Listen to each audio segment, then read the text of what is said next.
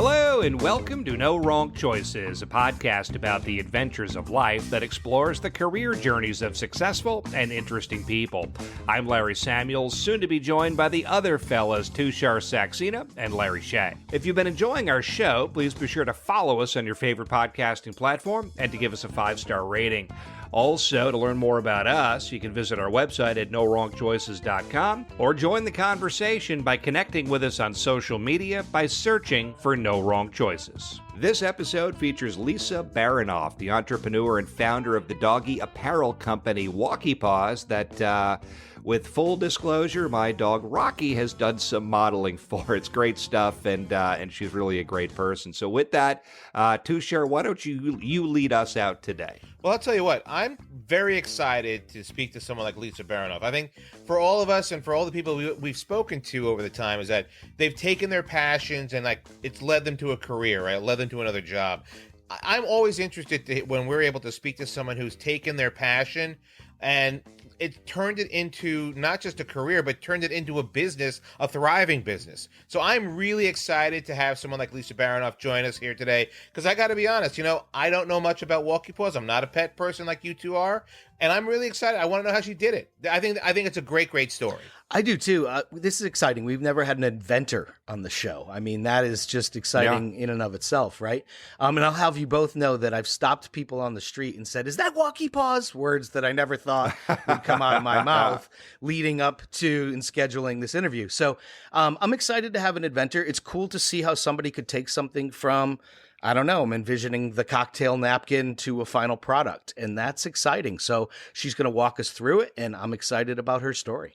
Yeah, really interesting lady, and I've had a chance to see some of the growth firsthand, as I mentioned off the top. Great product, and the story I'm eager to hear is about her adventures of being on Shark Tank. I know that's been part of her journey, and that must be a fascinating experience. So with that, here is Lisa Baronoff. Now joining No Wrong Choices is Lisa Baronoff, an entrepreneur, CEO, and founder of Walkee Paws, the world's first all-in-one dog boot leggings. Lisa, thank you so much for joining us. Thanks, Larry. Great to be here. Lisa, this is Tushar. I just want to say, hey, you've got such an interesting story, and I know we're going to get into that in just a second, but I kind of want to have our audience. I kind of want to introduce your product a bit to our audience, and obviously, so many folks in our audience are dog lovers. What exactly is Walkee Paws? Oh, that's a really good question. Well, it's a mouthful. They're the world's first all-in-one dog boot leggings, and the reason they came about is in about 2015. My dog at the time got really sick from ingesting snow melt chemicals on the streets of New York. And my vet said I needed to put booties on him. And at that point, I'd never put booties on a dog. So I bought some and I tried one pair of booties and they didn't work. And I tried another pair and I ended up trying, I think, like 12 pairs. And they all had the same 3 problems on my dog. They were incredibly hard to get on, very uncomfortable for my dog to wear because they had to be tight around the ankles, and invariably I'd go out in the snow and one or more would fall off and we'd come back with like less than 4 pairs of shoes. So I had a background in the pantyhose industry, working in marketing for a division of Sara Lee in South Africa. And I came back one day and just had this idea, and I took 2 pairs of pantyhose and tied them over my dog's back, sort of in a big bow on the top of his back. And I had this idea for a dog boot legging where the boot would be attached to a legging and the legging would connect over the back. So it's really like you don't need the boots to stay on by being tight around the ankles. And they'd all connect together so you wouldn't really be able to lose a boot. So that was sort of the inspiration. That's how they came into, fruition. And then it's just been a journey since then. I'm glad you mentioned South Africa there. Let's take you all the way back to the beginning, though. Like, were you inventive as a child? Were you an entrepreneurial spirit as a child? Take me all the way back to South Africa and your early beginnings.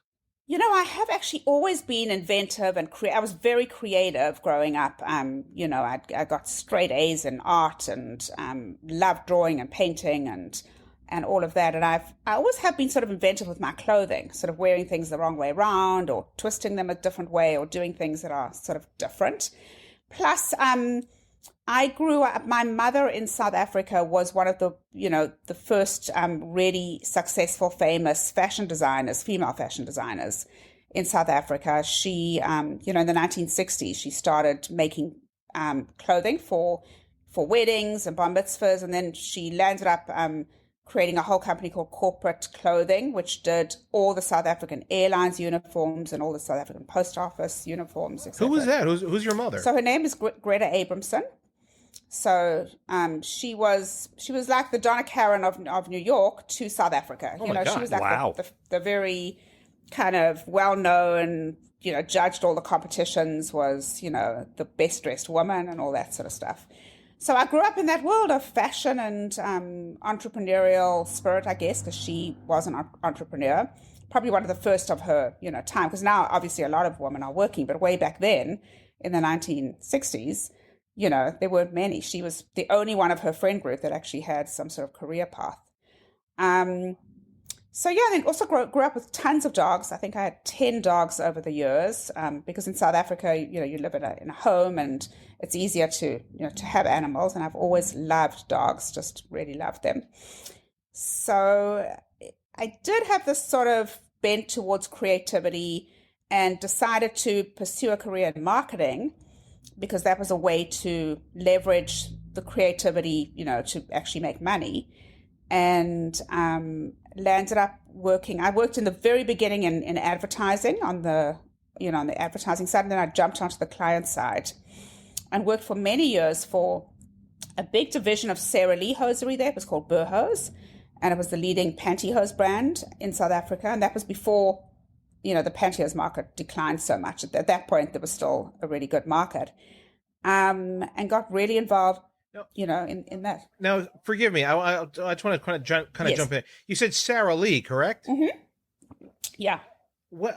As far as I know, doesn't Sara Lee make cakes? Yeah. Very good. They do. They also own Hanes Hosiery.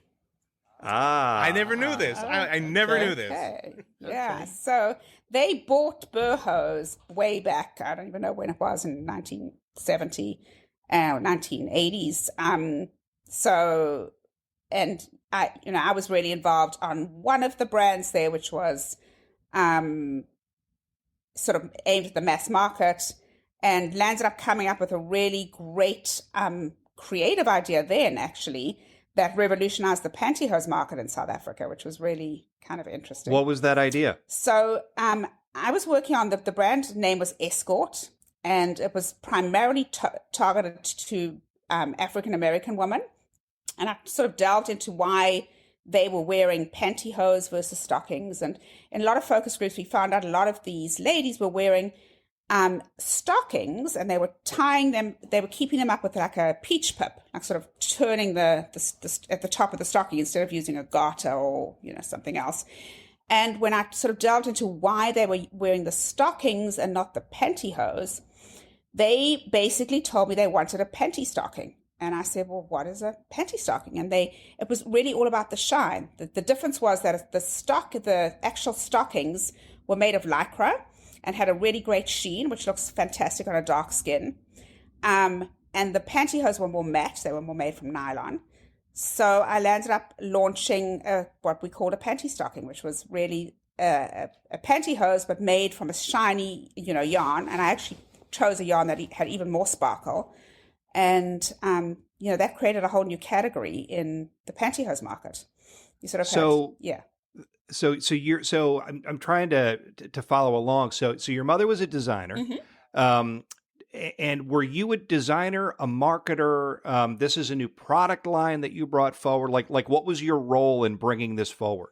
So I worked for Burhose as marketing, at that point, I think I was a marketing manager on the Escort brand. So I handled all the marketing, which was new product development, advertising, packaging, retail distribution. It was everything to do with marketing for that brand. So I was on the creative design marketing side of Got things. it. Yeah. So I'm assuming that put you on the map in terms of being, I would say, probably a designer at that point, right? Because I mean, you essentially did design a new form of women's hosiery. Yeah, although I worked with the designers there, so it was really what I've always done, which is more me coming up with the ideas, but someone else actually doing the design work because they know the technical, specifications. It was really me saying to the design team, I'd like to do a pantyhose that has a sheen to it, and ideally a sparkle. And, we looked at different yarns, and it all actually worked out really well because we landed up using a model in our TV ad who later on, a few months after we launched, became Miss South Africa, which was just fantastic. It was a great win. It was like, worked out really, really well. So what was the next move after that?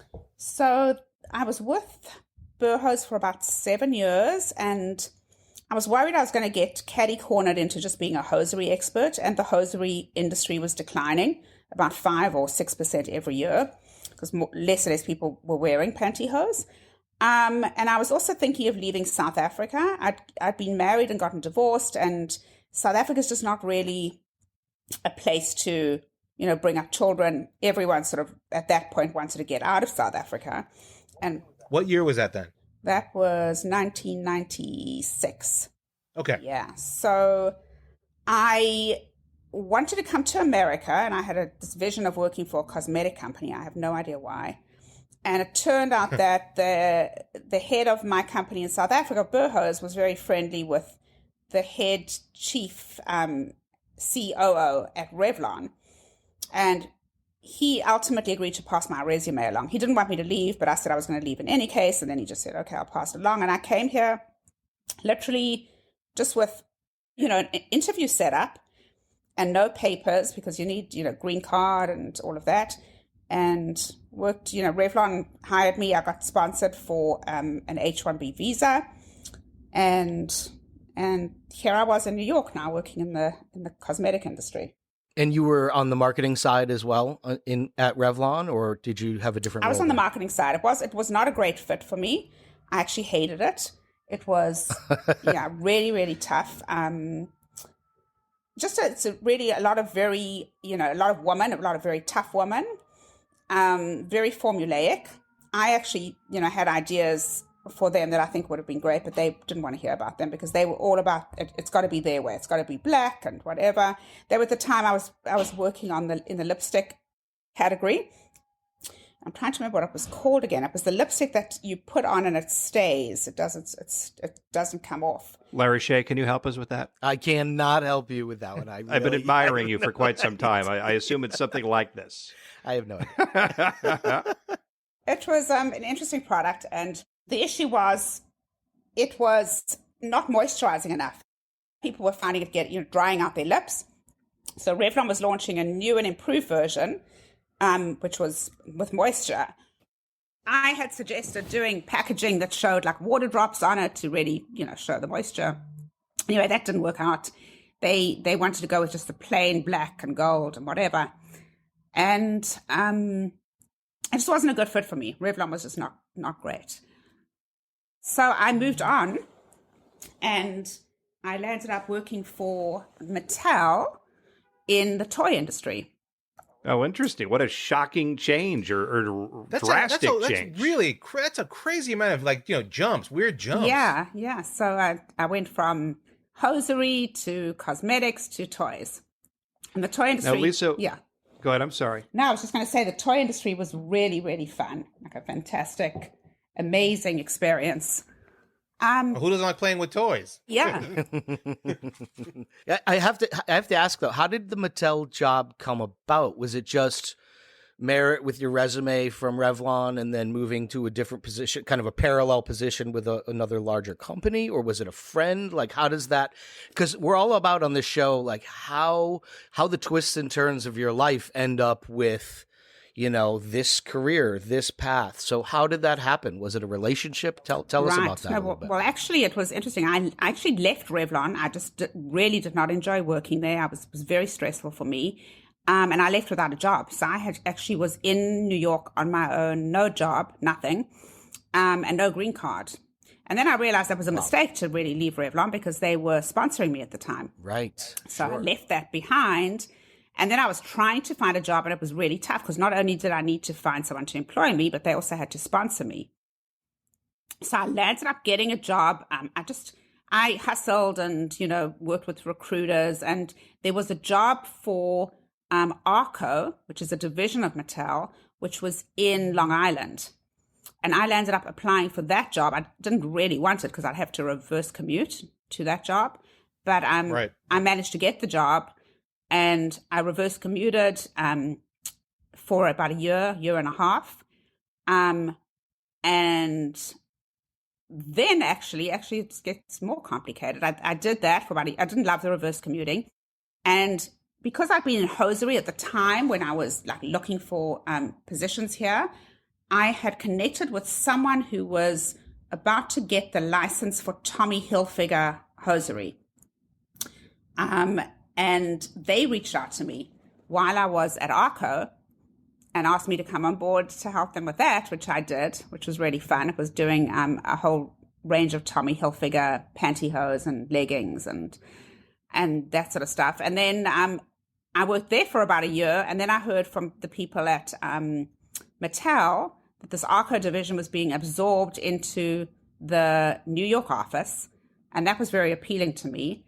And they wanted me to come back. So then I jumped back to Mattel. I landed up being at Mattel with Fisher Price, which is a division of Mattel, in New York, which was fantastic. So what was the scene like for you at that time? So you come over from South Africa. It's the mid-'90s. I know better than to ask anybody their age at any point in time, but it's a brand new adventure for you. So what was that adjustment like for you walking into the adventure of New York? It was really tough, to be honest, really tough. I mean, I was very spoiled living in South Africa. We spoiled with our weather there. The weather's sort of like California weather. It doesn't get really cold. You sort of live in houses with cars, and there's a lot of space. Coming here was really, I think that was part of the tough adjustment with Revlon as well. Was I was living in a tiny little studio, which I wasn't used to, and having to put up with the brutal, weather patterns here, which again, I wasn't used to. Yeah. And just everything about, there were so many differences to what I was used to. I remember one day actually being at Revlon, and an assistant who was, came into my office, and she said something about going through some paperwork. And I said, let's do it just now. And she stood there. And I said, no, just now. And she stood there. And I said, just now. She said, and then I looked at her and I said, what's going on? She said, you said just now. I said, yeah, just now in South Africa means in a while. She said, no, just now in America means now. So I'm like, they were all. It's like, who's on first? It was kind of like lots of little silly things like that happened that I just didn't really know these things. So I didn't grow up here. I don't really, there's a lot of little kind of innuendos, and it just took me a long time to get used to living in America. Sure, the cultural differences, obviously, the little cultural differences. Yeah, but even just the lifestyle differences and just the way people think, it's very different. The South African way is very different to the way it is in New York. So you said, you had dogs in South Africa. So when you came to New York, did you have a dog as well? I did. It was actually not a great thing. I needed a dog because I love dogs, and I found this adorable. I think I bought him from a puppy shop, like on 3rd Avenue. I found him in the window. His name was Max. He was a tiny little Yorkie, because I needed a small dog because I was living in a tiny, a small apartment. Yes, makes sense. Apartment. But then the issue was, it was really hard because I was working, so I couldn't really, have a dog. I should really not have got a dog because I couldn't, had to leave him most of the day. So I landed up giving him up, which was really sad for me too. A woman who was desperate for a dog, an older lady who worked at Bloomingdale's. And someone paired me up with her, and she, took over Max, and it was actually really sad. But then once I was in a situation again, and I, got remarried and had kids and that, I got my dog Toffee, who is a Cocker Spaniel, who was a Cocker Spaniel. And he was the whole inspiration for Walkee Paws. We're going to find out in a little bit why it's very important that you were not a cat person, right? Because Walkee Paws, became what it became because of your love of dogs, I'm sure. I just want to ask you very quickly, though, before we move on with your journey, about the marketing stuff. You seem to always be drawn to those marketing jobs. Tell me about marketing. Tell me why you were drawn to it and what you learned from it in the industry. Yeah, so, growing up in South Africa, I always thought I wanted to be a psychologist or a psychiatrist. I just loved sort of figuring out how people think and why they do what they do.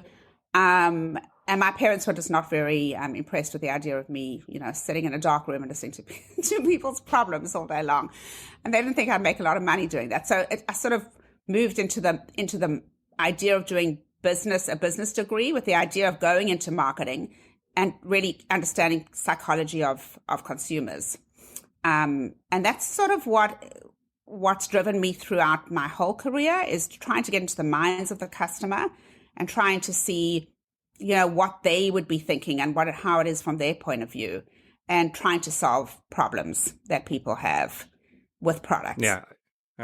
Yeah, I get that. Having worked in marketing for much of my career, it's funny. It feels like it's, I don't know, you're trying to mess with people to get them to take an action, but at the same time, you're bringing something forward that is of value, and it's kind of fun digging around and trying to figure out how to get people to take different actions.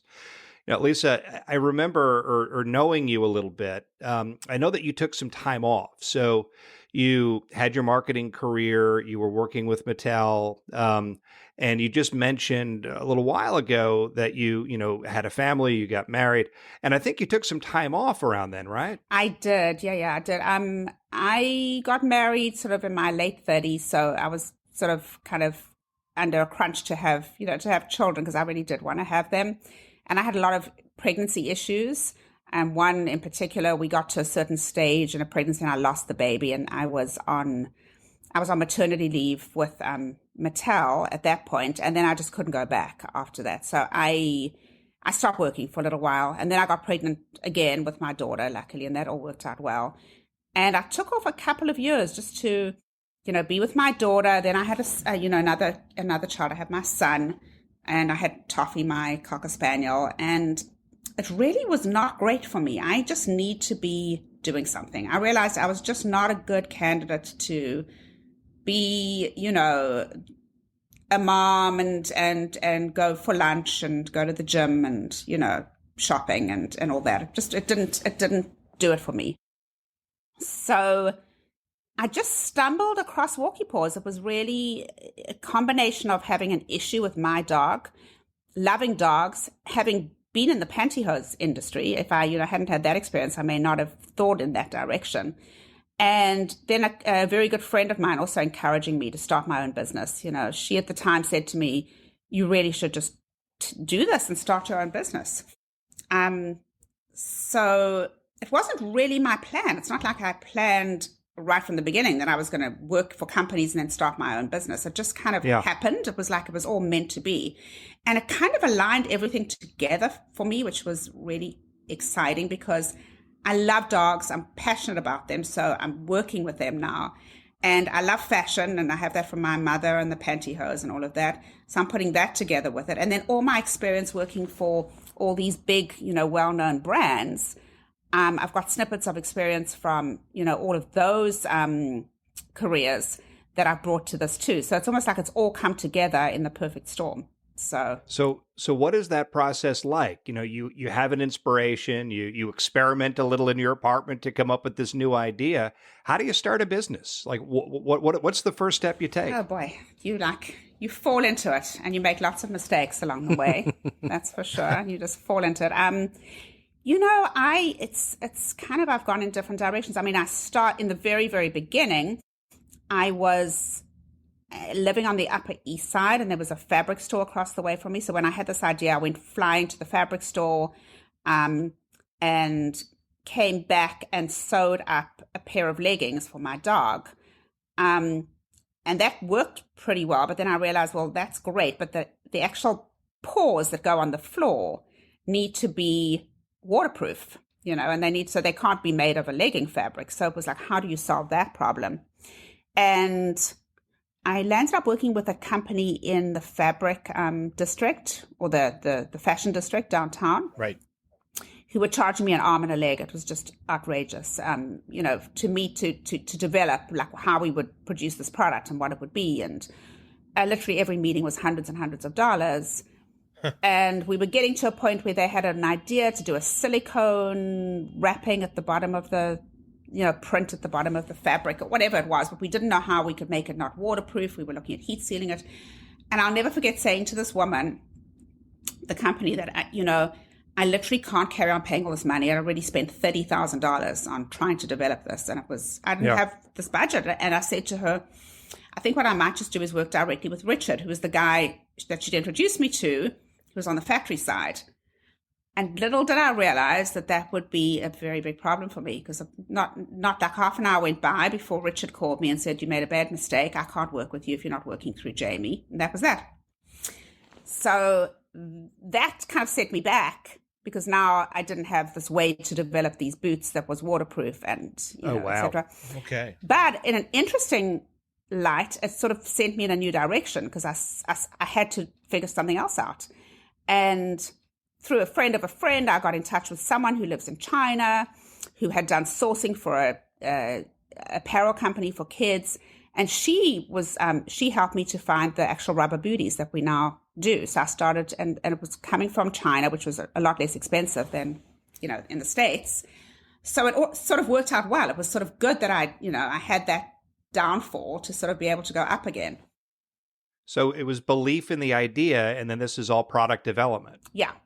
It's belief in the idea, and then it's just finding a cost-effective way to produce it, a way that makes sense.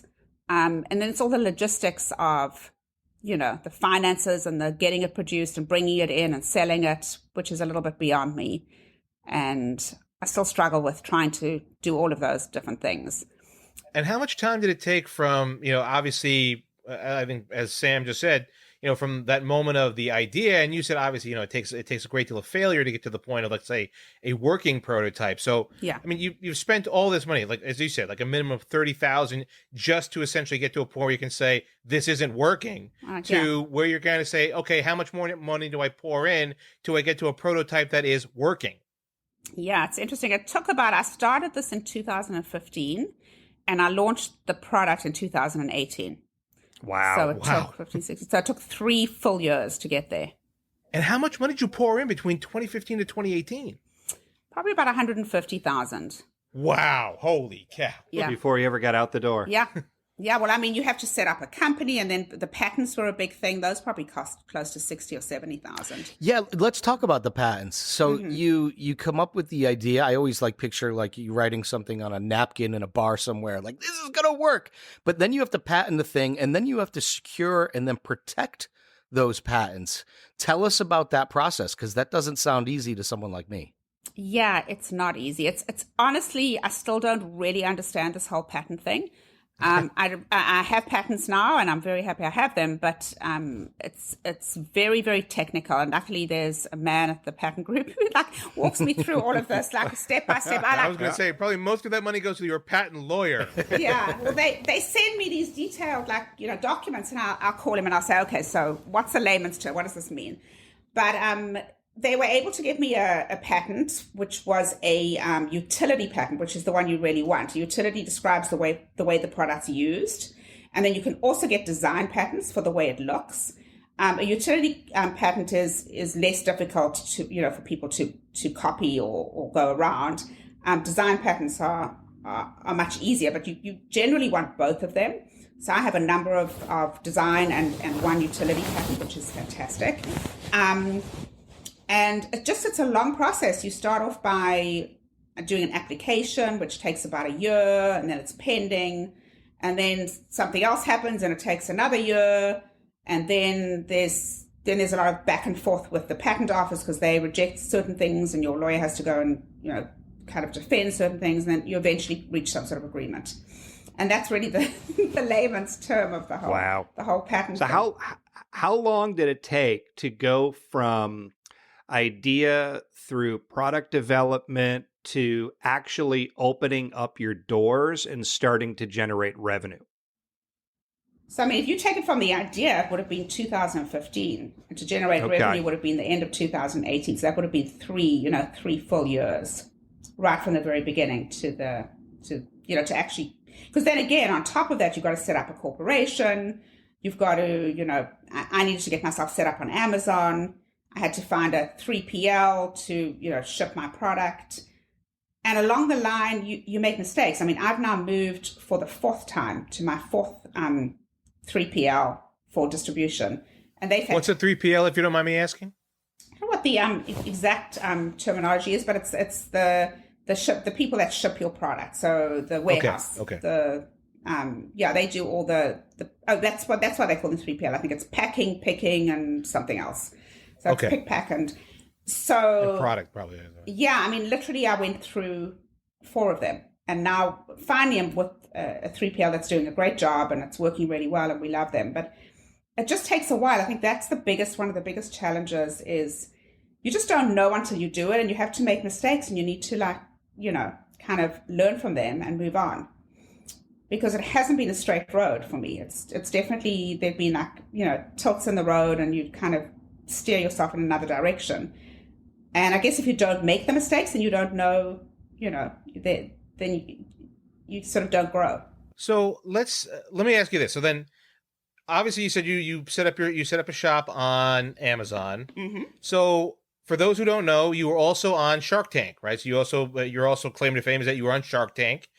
So did the business begin to take off right away with your Amazon shop, or when you were on Shark Tank and obviously you got a great deal of publicity through that, did it take off on that or did it take off even further on that?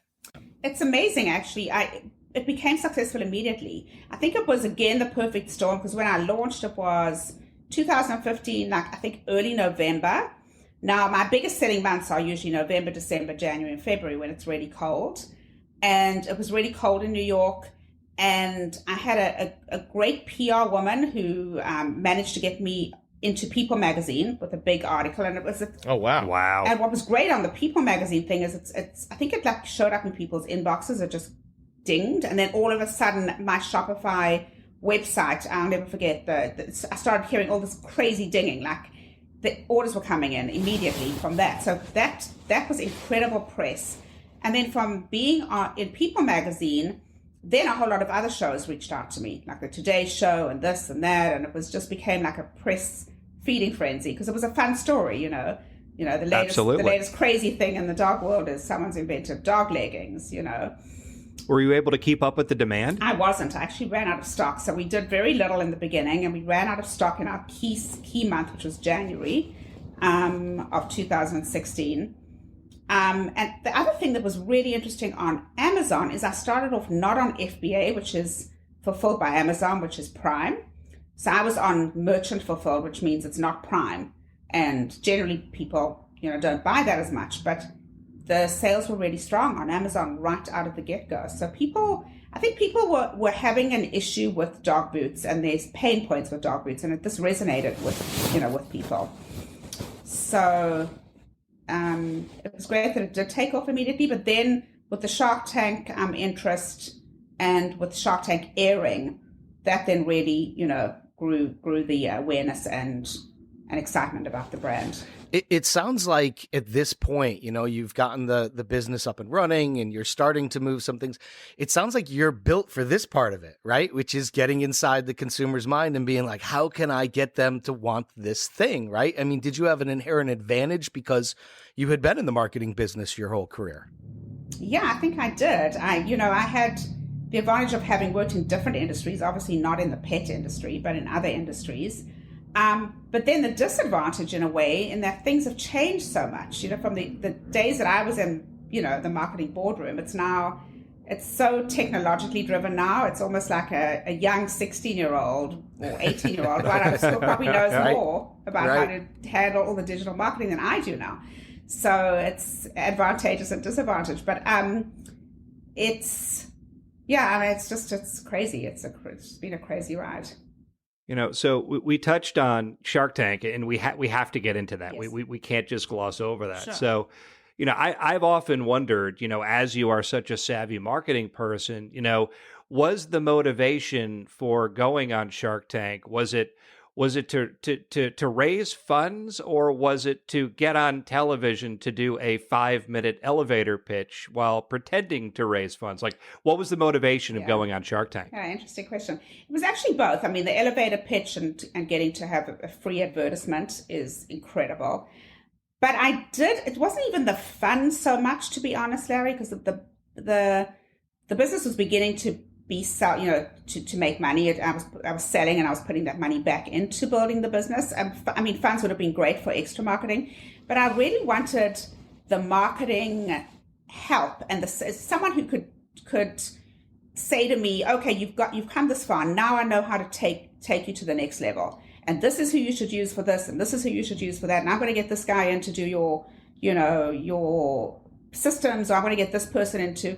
It was just really to scale. And I would have loved one of the sharks to have been, for sure, there to scale. And I was hoping Lori would be interested. She wasn't, unfortunately, because I thought this would have been a great brand for her with all of her marketing experience. And it landed up that Kevin was interested, and it was just too much, giving up too much of the company for me, and I just didn't really know what Kevin had to bring to the table. Though he's done incredible deals and he's incredibly smart, he doesn't seem to really love dogs. So I was surprised he actually made an offer. Interesting.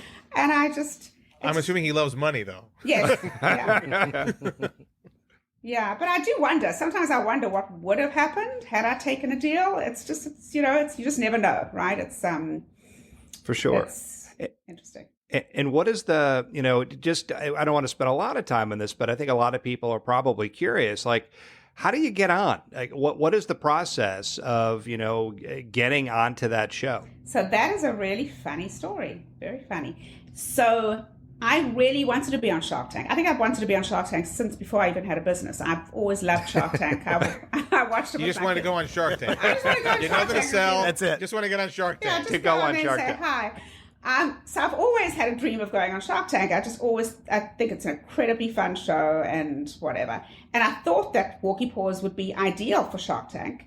And I was planning to apply. This was in 2020, right? Just before COVID in January. And I was looking, I think they were going to have an application. One of their pitches was going to be somewhere in New York in February. And I think I don't know if I put in an application. I was planning to, but that was on my mind. And then out of the blue, I got an email from this woman, Shakita, I think her name was. She's like, I'm the executive, the executive assistant to Clay Newbold, and I've seen your product, or I've tried it or something, and I love it, and I think you'd be a great fit for the show. Would you like to be on Shark Tank? And I was like, hell yes. I mean, they reached out to me. So yeah, I didn't really have to apply, which I guess is great. They reached out to me. Which was the great thing. And then the bad part of it was COVID happened right after that. So that February. Oh, wow. And then, all of the plans, because I was speaking with the producers, we had a great plan to present with a whole lot of dogs coming on the show in different leggings, big ones, small ones, have them run all over to the judges. But in the end, everything had to change because it was COVID and dogs were not allowed. They were filming in Vegas instead of LA. It was a whole change, which was unfortunate. So how much preparation goes into doing your pitch, essentially, for Shark Tank, right? You have a certain expectation. You're hoping to get Lori or what have you. So you have your pitch. And the obvious question, I mean, do you get nervous? You're on TV, you're in front of them, you're trying to sell your product. I mean, this is your heart and soul right here, and you're kind of vulnerable up there. Like, what was the prep, and what was the feeling going up and actually doing the pitch? Yeah, I mean, the good thing is I've presented in my entire life professionally, for Mattel, presented to toy buyers, presented to like hundreds of people, new So again, products. you're built for this, right? This is what you're built for, right? It doesn't scare me. Presenting, it's not that I don't get nervous. I think I always get nervous, and I almost, in order to be good at presenting, you need to get a little nervous to get that adrenaline going. But that I have sort of pat. I wasn't that concerned about the presenting part of it. And believe me, I went through my little 2-minute pitch over and over and over in my sleep and on the beach walks and whatever. So I couldn't really have gone wrong unless something terrible happened. So that I wasn't worried about, but I was just more worried about on the spot, like being asked questions and just not having the answers or getting a little, stage fright, or that's what concerned me more. I think the pitch is easy because you've said it, you do it, you're done. But when you're up there standing in front of all these, very successful, amazing people, who knows what they're going to ask you? You generally know some of the things they'll ask you, but I was just sort of trying to be over prepared for every single question, sort of like I was going to pass a test, so that was. Do you have any regrets about how you handled it? You didn't get the deal that you wanted. Do you think if you said or did something differently that perhaps you would have? I think firstly having a dog up there would have made a huge difference, because I think it was just a real stretch for people to really understand it without seeing it and seeing it on a dog. If I had my dog there, I could have shown how you put it on, how you take it off, how he walks in it. So I think that would have made a big difference. And I maybe regret that I didn't go back and forwards a little bit more with Kevin. I don't know what more I could have really done. He wanted, I was wanting to give a 5%. He came back with 20%. I was trying to negotiate in between. 20%? No way. You did the right thing. Yeah. I mean, but it's the one thing is these guys know how to scale businesses. And that's really what I need. I'm a one-man show. I need to know how to scale this. And I'm making mistakes. I'm going, one step forward, one step backwards. So it would have been nice to have someone who could lay the path and say, okay, I've done this now with 20 brands. This is what you do, A, B, and C, and this is who you use. And these are the agencies you work with. That would have been great for me. So you're happy where you are now with the business at this point? I'm very happy. I'm actually taking the business in a little bit of a different direction at the moment. We moving into some new and exciting products that are not only for dogs. Are they for people? Can I get leggings for myself? They're not leggings. I would for like to get some either. leggings for Tushar. That'd be great. You'll have to have me on your show at the end of the year when I can announce to you what I'm doing. But the business is fantastic. The one main issue I have is it's really challenging when you have a product that's got that's color and sizes with lots of SKUs, and it has to fit dogs, and not only their paws but also their height. Because dogs are just so different. Every single, even within breeds, they vary. So people, when the product fits their dogs well, they love it and they think it's the most fantastic thing ever. But it's challenging for them to find the right fit and to know what the right fit is, because it's their dogs. It's not them. It's not like, you wear a size whatever pants, or, people know their dog is a certain breed, or maybe what the weight their dog is. But people don't walk around knowing what their dog's foot width and height is, and what the height of the dog from the floor to the shoulders is. So that's been very challenging, very challenging, and we're sort of working on ways to make that easier for customers, and having more sizes that will fit more dogs as well. But in the breadth of with doing all of this, my mission statement has always been that we fashion functional ways to enjoy worry-free walks with your furry friends. So we're really all about the dog walk, and it's a fashionable and functional dog walk. And that doesn't mean it's only for the dog, because the person's walking on the walk too. So that might give you a hint. So we have some really innovative, exciting, maybe patented products as well about to launch at the end of this year. What does an average day look like for you at this point? You get up, the business is off the ground, you're making money while you sleep, which is a wonderful thing, right? We all would love to do that. What does an average day look like when you get up? I get up earlier than I ever did before. Somehow being in working, and for myself, I kind of am motivated. So I'm up really early, like 5:30 or 6. And I go straight to the computer. My husband can't even believe it. I'm, at the computer before anyone's awake in this house. Wow. But a lot of it is dealing with China, because they're responding to me, and it will be, it's a difference in time. Sure. Yeah. And then my kids get up. I have 2 teenagers, and that's really challenging, getting them up and out of here. That's a whole nother job in and of itself. And then I go for my dog walk most mornings, and that's where all these ideas come to me, because I'm spending most of that's really my free time is either walking my dog or hugging and lying down with my dog. Yeah, there you Other go. than that, I'm pretty much, working away. I'm at the computer. I've taken over the dining room in our apartment, and my Well, that's your office now. well, my Which family. I just saw. There are lots of boxes. I know my family is not excited about that, but so I've kind of, command central in the dining room. And then all the returns actually come to my apartment because I need to look them over and figure out what if they damaged and what's going on with them. So it's become, it looks like a warehouse here. It's a lot of fun. So, Lisa, you said before that you didn't like being a stay-at-home mom. You wanted to be a working woman, but now you've kind of morphed that into a stay-at-home working mom. So, pardon me if I'm like maybe saying it indelicately, but have you now found that happy balance? Yeah, you didn't say it. You said it perfectly. It's actually I never thought of it that way. It is. It's kind of the way the world's come, right? With from COVID and people working at home and all of that. It's very interesting that you say that. I guess I've never really thought of not being at home and working in an office. Put it that way. And have I found a balance? It's probably now far too much balance towards work because now the work is like right in front of you all the time. Sure. You can look at your computer anytime. You can.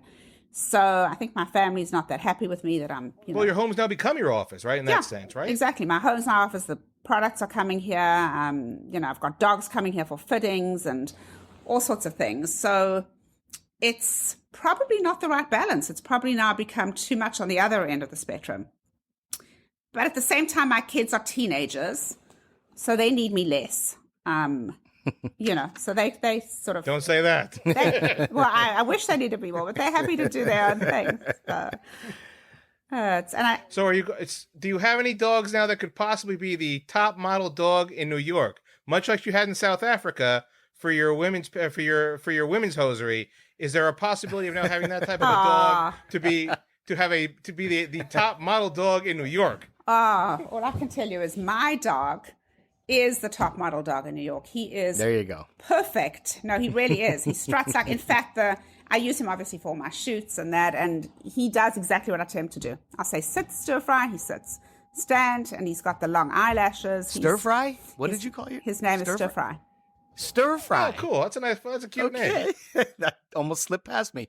I know we have young entrepreneurs out there listening right now. You're a one woman wrecking crew at this point, doing it all yourself and learning by trial and error. What advice would you give to a young entrepreneur out there who has an idea on a napkin and wants to take it to the next level? The main advice I'd give them is not to listen to other people, because there are a lot of naysayers out there. And I have a really good friend who, when I first showed her this idea, and she has a dog, she was like, she crunched her nose up and looked at me and said, "Ugh, I would never put that on my dog." And this is a good friend. If I had really taken that to heart, sitting across the table from her, I wouldn't have maybe launched. I would have been too scared to. So I think if you really believe in something, you can't listen to, a couple of comments from friends and family, because that's just, not going to be productive. And I guess I'd say the other thing is just to have the tenacity. Like I call it, trying to remember what I call this. I'll think of it just now. It's an acronym, like 3 words for what I do. I always tell my kids and I've forgotten. But it's basically, if you can't find a way of doing it one way, you find a way another way. So, and that's what happened sort of with this woman, designing the leggings. And I had to pivot to find another way to do it, and landed up being someone in China, which landed up being a more cost-effective way and a better way. The acronym was improvise, adapt, and overcome. So I feel like that's really important. Like whatever you're doing, you can always improvise, adapt, and overcome. So in any circumstance, and I tell that to my kids all the time, they're like, "Oh, can you bring me a spoon? I'm in the kitchen." I'm like, "No, you can get up. You have 2 legs and improvise and adapt." So that is absolutely great advice. Yeah. So Lisa, what's next? Your business is at this point. You've talked a little bit about an announcement that's going to come later this year.